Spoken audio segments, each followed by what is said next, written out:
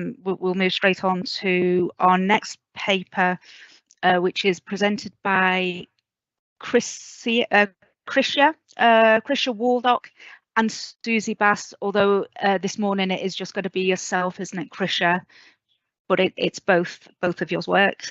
And the title of your paper is Being Autistic in the Academy, an Experience of Epistemological Injustice. So do you have your screen, your video? Or I have the video. I'm just about to share it, and what I'll do is we've got a picture of what we've done. I'll audio describe it before hitting play as well. So if you bear with me, I will try and figure out how to do this. Still to update the driver, go away.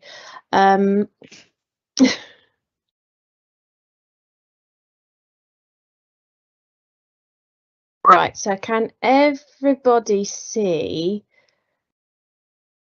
our video? I can't actually see anything. So Allison and Damian, can you see what's on my screen? Yes, we can, but perfect. It's showing the Mac kind of border though. But that should be all right. Okay, I'll expand it to be whole screen after I've audio described it, so I haven't got a little box in the corner. So thank you for coming to our presentation today. Susie and I have been working on this creative collaborative autoethnography for about a year now. And Susie can't be with us today due to other things that she has going on, but I just thought that I'd audio kind of visual describe the piece of sewing that we've done. So Susie's background is in creative textiles, and she basically was the linchpin behind getting this creatively done. The sewing that we've done is on a piece of black denim with a white collar, or part of a box of a white school shirt collar with "I know better than you, your research is pointless" sewn in red stitching with some red frill in the bottom left corner. Out of the right side of the shirt come 3 words, which where the letters are getting gradually bigger as they're coming out. We've got frightened, voiceless, and distraught. So I'm now going to try and share this whole screen without the Mac border. It's Susie's voice presenting the presentation.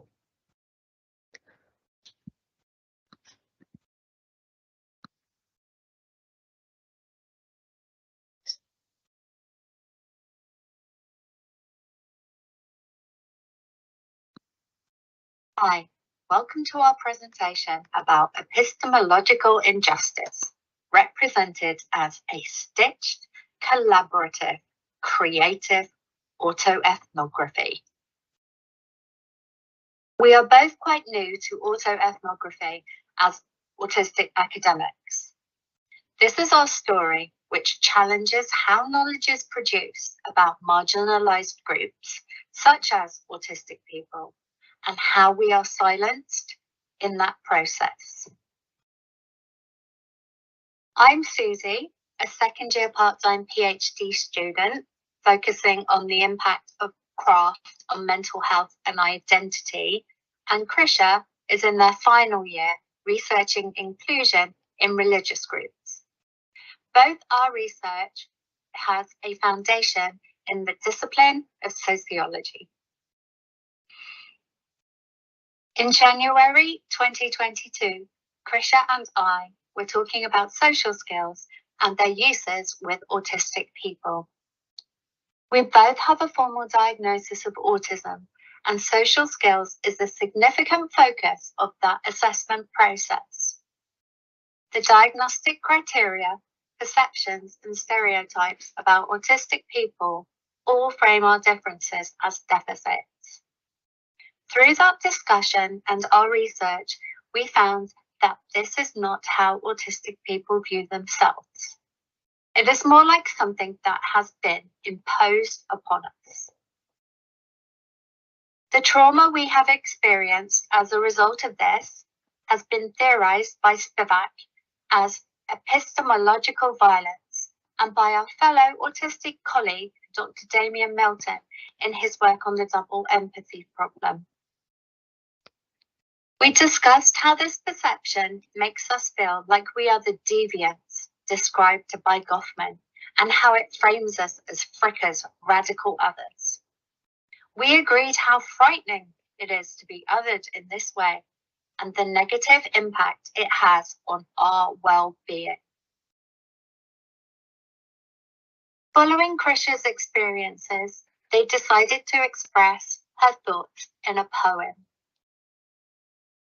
I was there, but not there. I heard, but did not process. Physically present, but psychologically gone. Empty, painful, the tension, it hurt.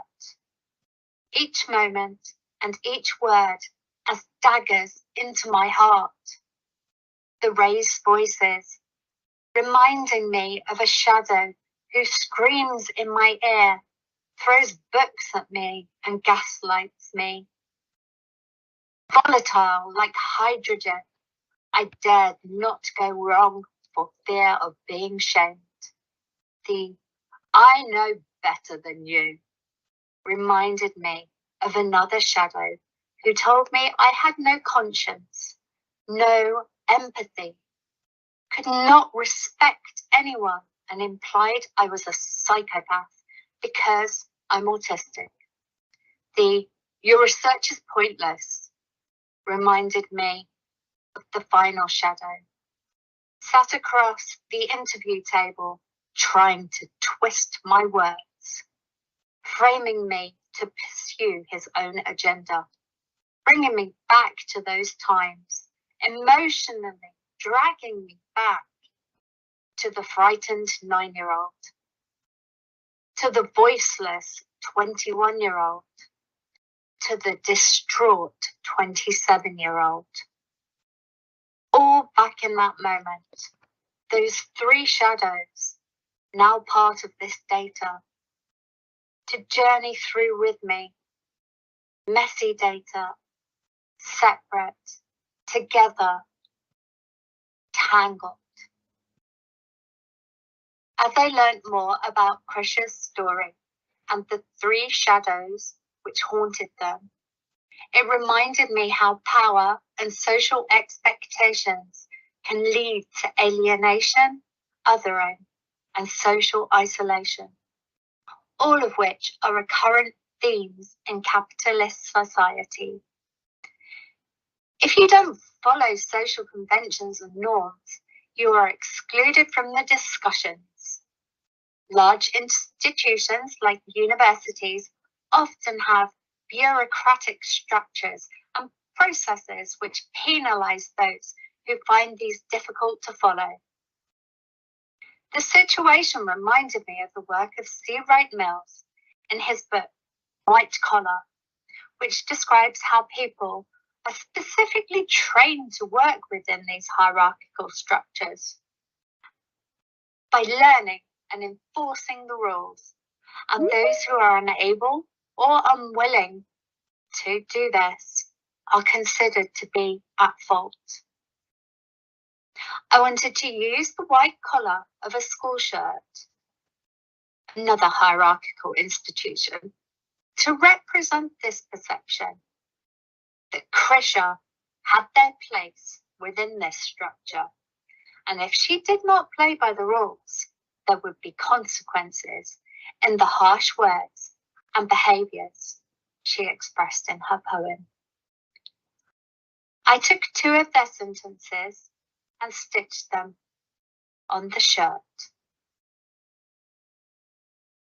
We then worked on the keywords together to represent the shadows of the past, frightened, voiceless, and distraught.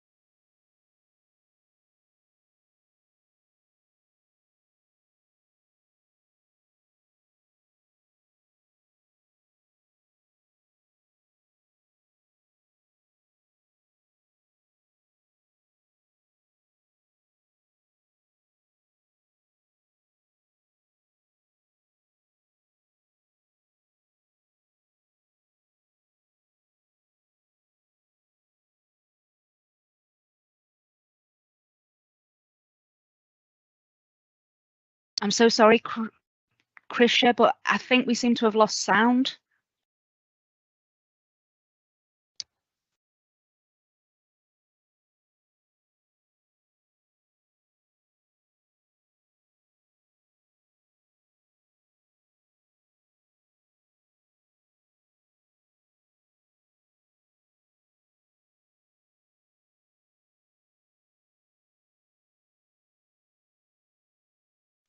I'll restart it.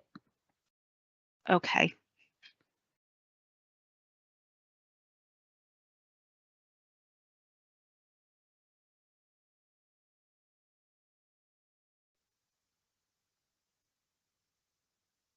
Did you lose sound immediately at that point, or was there a slight delay? It was an immediate stop for me. Okay. I'll start from here then. Lovely. Balances have been a significant aspect. Our non-normative performances are only too often misunderstood and distorted by those in a higher position of power than we hold. Authoritarian and hierarchical institutional structures such as education privilege non-autistic communication and expression. This approach can be seen as conceptualizing differences as deviance and in need of normalization. I recently met with Krysia so they could add some of the quilting stitches to the block which holds all the layers together. I asked how she felt about the process of expressing her emotions about discrimination and bullying in poetry. I wanted to know whether discussing our similar experiences of epistemological injustice had had an impact, and what it was like to now see these ideas represented in a piece of craftivism. She said that she felt heard, validated, and in control. Other key themes from our discussion were about how important it is to have a community of people with similar research interests and values, as well as the importance of integrity and commitment. This is a quote from Krysia. I can now navigate stuff as a result of time passing and discussing with another colleague working in the same field. Their confidence.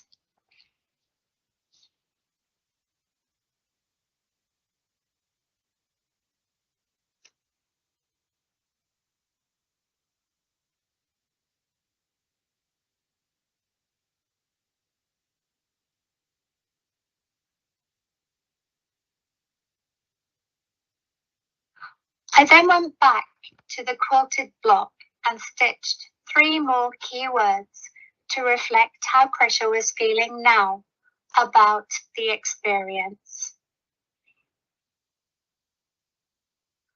Frightened became empowered, voiceless shifted to heard, and distraught transformed to in control. Although we are still experiencing epistemological injustice, we have been able to create an autoethnographical narrative about our experiences.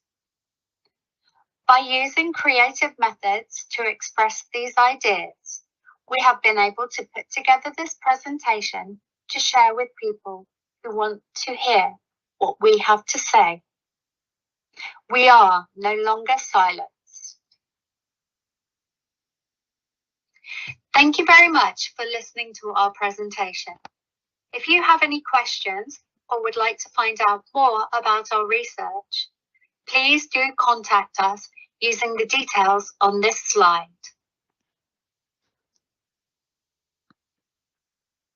And I'll pause that there in case anyone wants to screenshot that slide with both mine and Susie's contact details for a few seconds.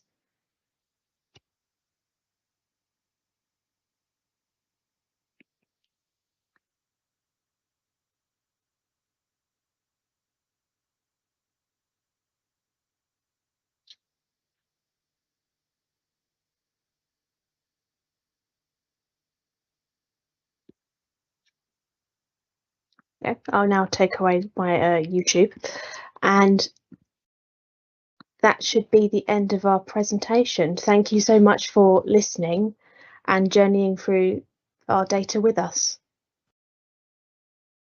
Thanks, Krysia. And Krysia, hopefully you can rejoin us for the Q&A after the next talk. Yeah.